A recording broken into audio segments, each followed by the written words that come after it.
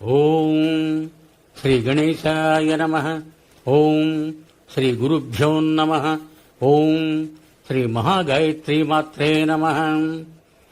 Shri మహాగాయత్రీమాత YouTube ఛానల్కు శ్రోతలందరికీ సాదర స్వాగతం. ఆహ్వానించువారు కాశీవజ్ర సుబ్రహ్మణ్య శర్మ, నిడదవోలు. అర్జునుని తపస్సు కిరాతార్జునీయం. ప్రథమ భాగము. జనమేజయుడు మహర్షి, అర్జునుడు ఏ రీతిగా దివ్యాస్త్రాలను సంపాదించాడో సవిస్తారంగా వినాలనుకుంటున్నాను అని అడిగాడు.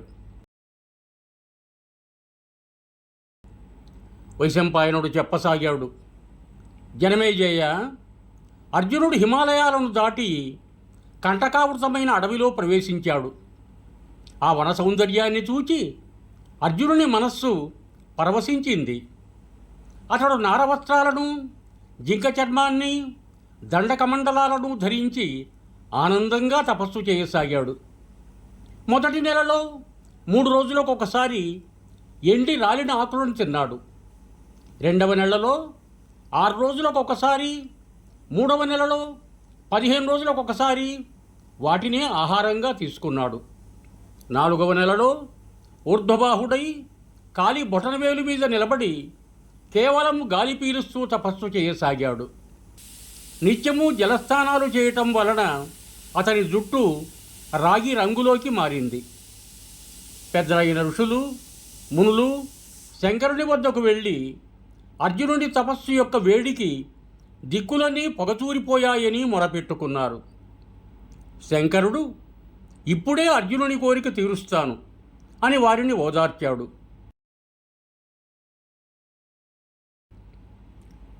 వారు వెళ్ళిపోయిన తరువాత శంకర భగవానుడు బంగారంలా మెరిసిపోయే బిల్ల రూపాన్ని ధరించి అందమైన ధనుస్సును, సర్పాకార బాణాలను తీసుకుని పార్వతితో కలిసి అర్జునుడున్న చోటికి వచ్చాడు.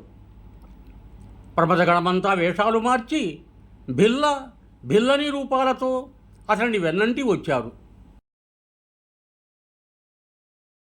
అక్కడికి వచ్చిన శంకరుడు మూకుడనే రాక్షసుడు అడవి పంది రూపంలో తపస్సు చేసుకుంటున్న అర్జునుని చంపడానికి ప్రయత్నించడం చూశాడు.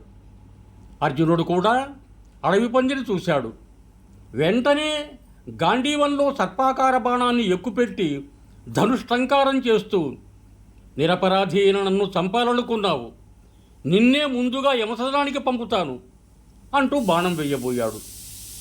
ఇంతలోనే బిల్ల వేషధారి అయిన శివుడు అతనిని అడ్డగిస్తూ, ఇంతకు ముందే నేను దీనిని చంపాలని నిర్ణయించుకున్నాను, కనుక నీవు కొట్టవద్దు అని వారించాడు. అర్జునుడు తన మాటను లెక్క చెయ్యక పంది మీద బాణం వేశాడు. శివుడు కూడా అదే సమయంలో వజ్ర సదృశమైన తన బాణాన్ని వేశాడు. ఇద్దరి బాణాలు మూకుడనే రాక్షసుని శరీరానికి గుచ్చుకొని గొప్ప భయంకరమైన ధ్వని వెలువడింది. ఇలా అసంఖ్యాక బాణాలతో ఆ రాక్షసుడి శరీరం ఛిద్రమై దానవ రూపాన్ని పొంది మరణించాడు.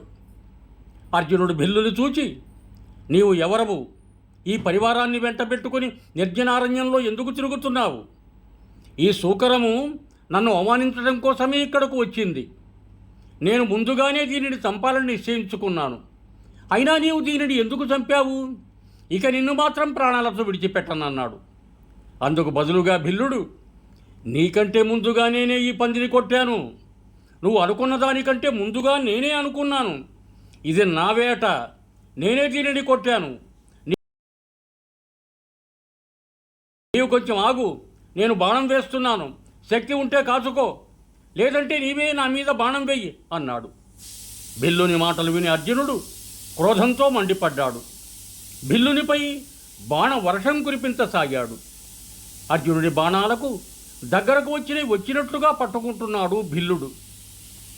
పైగా నవ్వుతూ, మందబుద్ధి, కొట్టు, బాగా కొట్టు, కొద్దిగా కూడా తగ్గకు అన్నాడు. అర్జునుడు బాణాల జడివాన కురిపించాడు. 2 వైపుల నుండి బాణాలు తగులుతున్నాయి. కానీ బిల్లుని సిగపువ్వు కూడా కందలేదు. ఇది చూసిన అర్జునుడికి ఆశ్చర్యానికి అవధులు లేవు. అర్జునుడు లోపల ఈర్ష్యపడుతూనే బాణాలు వేస్తున్నాడు. అతడు అందిపుచ్చుకుంటున్నాడు. అర్జునుని తూణీరంలో బాణాలు అయిపోయాయి. అతడు వింటి కొప్పుతో మోదసాగాడు. భీలుడు దానిని కూడా లాగివేశాడు. కత్తితో కొడితే అది 2 ముక్కలై నేల కూలింది. రాళ్లతో చెట్లతో కొడదామనుకుంటే భీలుడు అంతకుముందే వాటిని లాగేసుకున్నాడు. ఇప్పుడు పిడిగుద్దుల వంతు వచ్చింది. బదులుగా భీలుడు కొట్టిన పిడిగుద్దుకు అర్జునుడికి దిమ్మ తిరిగిపోయింది. భీలుడు అతనిని సందిట ఇరికించుకొని పట్టు బిగించాడు.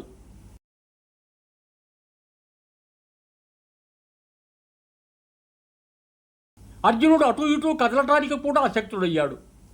ఎగశ్వాస వచ్చింది. రక్తం స్రవించి నేల వాలిపోయాడు. కొద్దిసేపటికి అర్జునుడికి తెలివి వచ్చింది.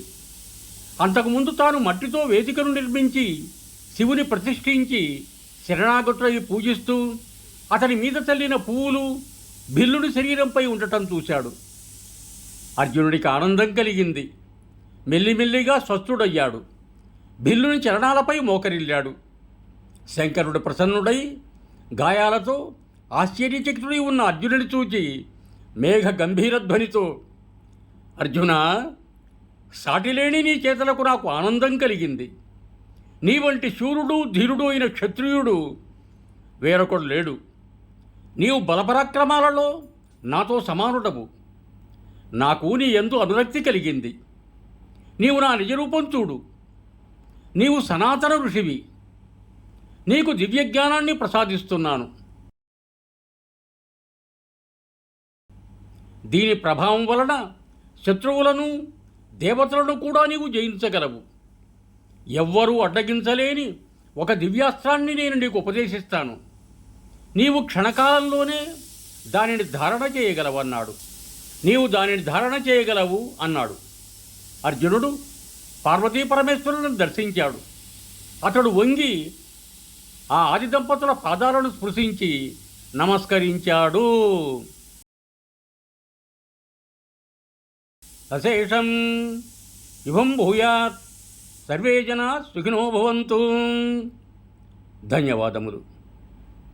మీకు నా ఈ వీడియో నచ్చినట్టయితే దయచేసి ఒక లైక్ కొట్టి మీ బంధుమిత్రులకు కూడా నా ఈ వీడియోను షేర్ చేయగలరు. అదేవిధంగా నా ఛానల్ను కూడా సబ్స్క్రైబ్ చేయ ప్రార్థన. మరొక్క మారు ధన్యవాదములతో భౌదీయుడు కాశీవజ్ర సుబ్రహ్మణ్య శర్మ, నిడదవోలు, తూర్పుగోదావరి జిల్లా.